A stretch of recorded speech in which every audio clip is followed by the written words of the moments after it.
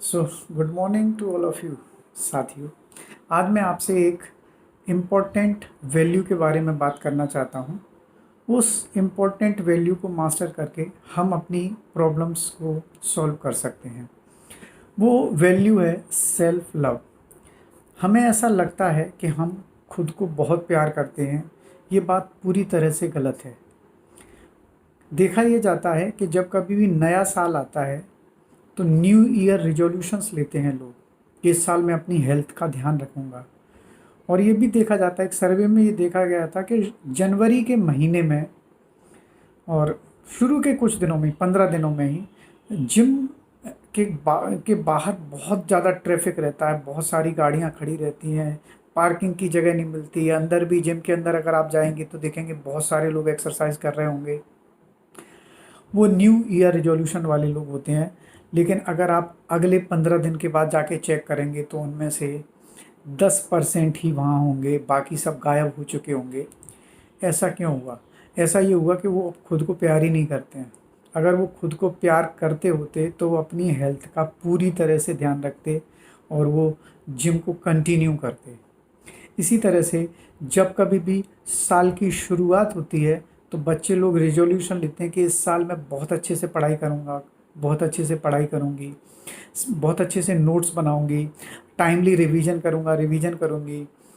और जो भी टीचर बताएंगे, जो जो स्टेप्स होंगी, जो जो मेरी वीकनेस होगी, मैं सबको दूर करने की कोशिश करूँगी। इस तरीके के रिजोल्यूशन बच्चे लेते हैं।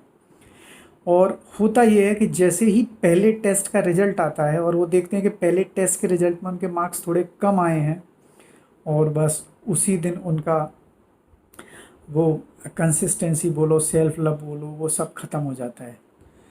अगर वो खुद को प्यार करते होते बच्चे तो अपनी बात पे अड़े रहते, अपनी बात पे अड़े रहते, जो डिसाइड किया है रिजोल्यूशन उस पर कंसिस्टेंसी के साथ काम करते, तो ज़रूर हम कह सकते हैं कि हाँ, आप खुद को प्यार करते हैं। मैक्सिमम टाइम ये देखा जाता है कि जब भी हमें हमारे मन जैसे रिजल्ट नहीं मिलते हैं तो हम लोग डिस्करेज हो जाते हैं और उस एक्टिविटी को बंद भी कर देते हैं। ये सबसे बेकार और गलत हम डिसीजन ले लेते हैं, और ये इसीलिए लेते हैं कि हम खुद को प्यार ही नहीं करते हैं।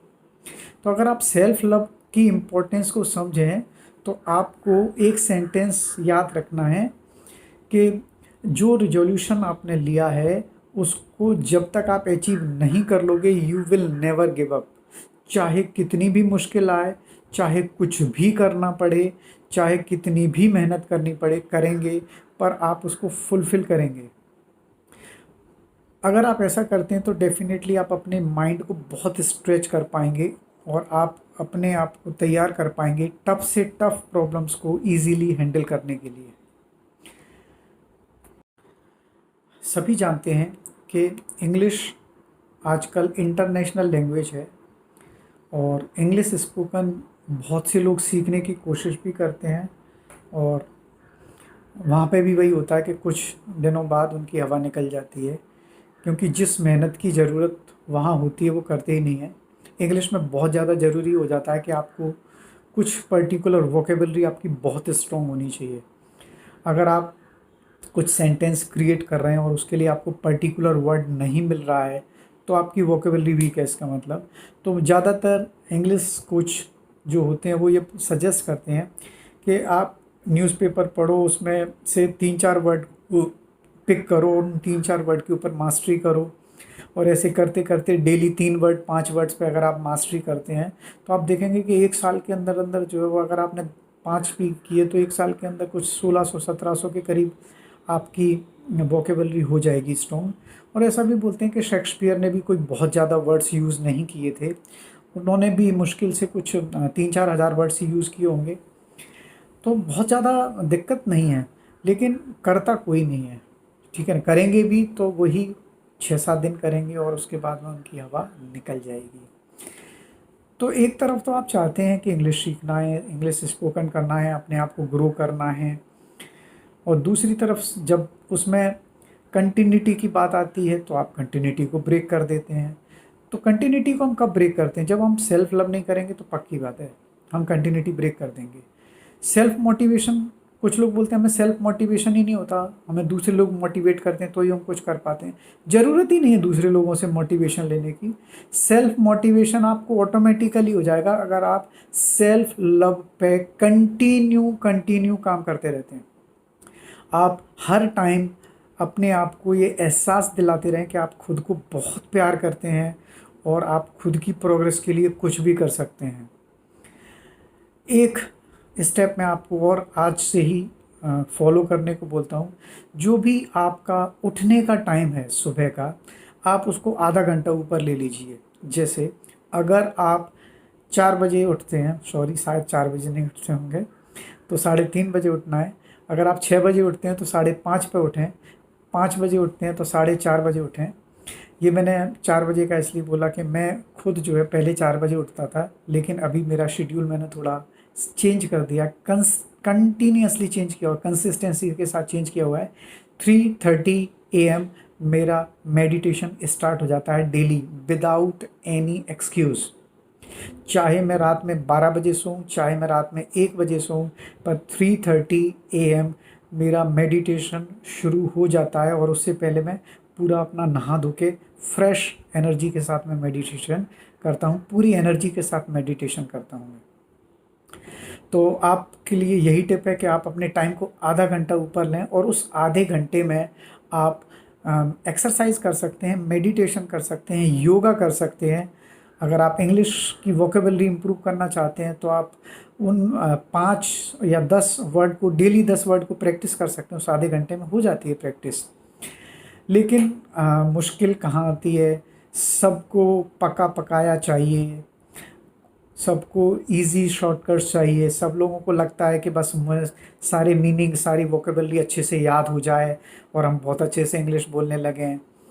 तो ऐसा तो नहीं होगा, आपको उसमें कंसिस्टेंसी दिखानी पड़ेगी और उसके लिए आप बार बार डीमोटिवेट होंगे। डीमोटिवेट से बचने का एकमात्र तरीका self love, self love, self love. Video अगर साथियों आपको मेरी ये बात अच्छी लगी हो तो आप इसको ज़रूर शेयर करें।